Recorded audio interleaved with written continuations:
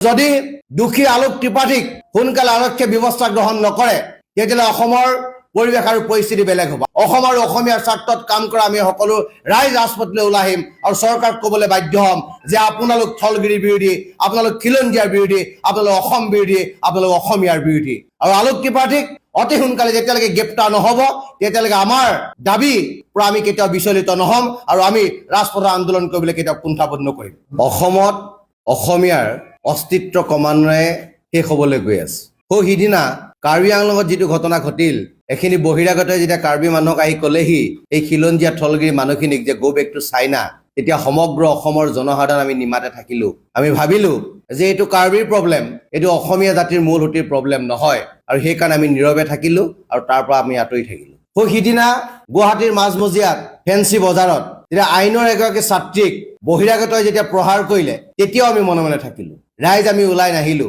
আমি ভাবিলো এগৰাকী ছাত্ৰীক কোনোবাই আক্ৰমণ কৰিছে, মোৰতো ছোৱালীজনী ঠিকেই আছে, মই কিয় তালৈ যাব লাগে। পল্টন বজাৰত থলগিৰি এজন যুৱকক যেতিয়া প্ৰাণে মৰাৰ অপচেষ্টা কৰিলে তেতিয়াও আমি মনে মনে থাকিলো। আমি ক'লো বা আমি ভাবিলো যে এজন ল'ৰাকহে পিটিছে, আমাৰ ল'ৰাটো সুৰক্ষিত হৈ আছে, আমি তাত মাত মাতিবৰ প্ৰয়োজন নাই। ফটাহীল আমবাৰীত স্কুটিত অহা দুগৰাকী ছাত্ৰীক যেতিয়া অশালীন ব্যৱহাৰ কৰা হ'ল তেতিয়া অসমীয়াই মনে মনে থাকিলো। তেতিয়া ভাবিলো যে ৰাতি কি কাৰণে ছোৱালীকেইজনী ওলাই যাব লাগে, ছোৱালীকেইজনীৰহে দুখ। সেই বুলি ভাবি অসমীয়াই নিজৰ যিটো কামৰ পৰা আমি আঁতৰত থাকিলো।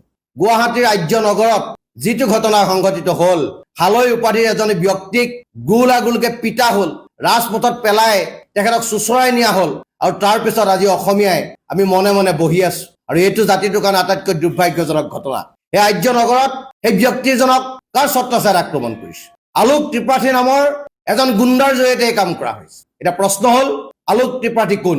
আলোক ত্ৰিপাঠী হৈছে সদৌ অসম কাবাডী সন্থাৰ সাধাৰণ সম্পাদক।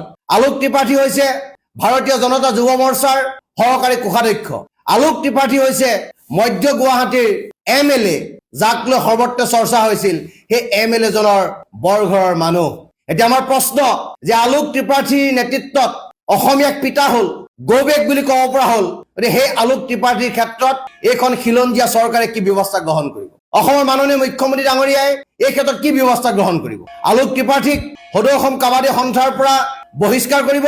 ভাৰতীয় জনতা যুৱ মৰ্চাৰ সহকাৰী কোষাধ্যক্ষ পদৰ পৰা তেখেতক বৰ্খাস্ত কৰিব? নে বিজয় গুপ্তাৰ বৰঘৰৰ মানুহ হোৱাৰ কাৰণে বিজেপি চৰকাৰে তেখেতক ৰক্ষণাবেক্ষণ দিব? এইটো আমাৰ কাৰণে ডাঙৰ প্ৰশ্ন। আৰু যদি দোষী আলোক ত্ৰিপাঠীক সোনকালে আৰক্ষী ব্যৱস্থা গ্ৰহণ নকৰে তেতিয়াহ'লে অসমৰ পৰিৱেশ আৰু পৰিস্থিতি বেলেগ হ'ব। আমি থলগিৰি খিলঞ্জীয়া জনসাধাৰণৰ পক্ষত থাকি অসম আৰু অসমীয়াৰ স্বাৰ্থত কাম কৰা আমি সকলো ৰাইজ ৰাজপথলৈ ওলাই আহিম আৰু চৰকাৰক ক'বলৈ বাধ্য হ'ম যে আপোনালোক থলগিৰি বিৰোধী, আপোনালোক খিলঞ্জীয়াৰ বিৰোধী, আপোনালোক অসম বিৰোধী, আপোনালোক অসমীয়াৰ বিৰোধী। আৰু আলোক ত্ৰিপাঠীক অতি সোনকালে যেতিয়ালৈকে গ্ৰেপ্তাৰ নহ'ব তেতিয়ালৈকে আমাৰ দাবী পৰা আমি কেতিয়াও বিচলিত নহ'ম আৰু আমি ৰাজপথৰ আন্দোলন কৰিবলৈ কেতিয়াও কুণ্ঠাবোধ নকৰিম।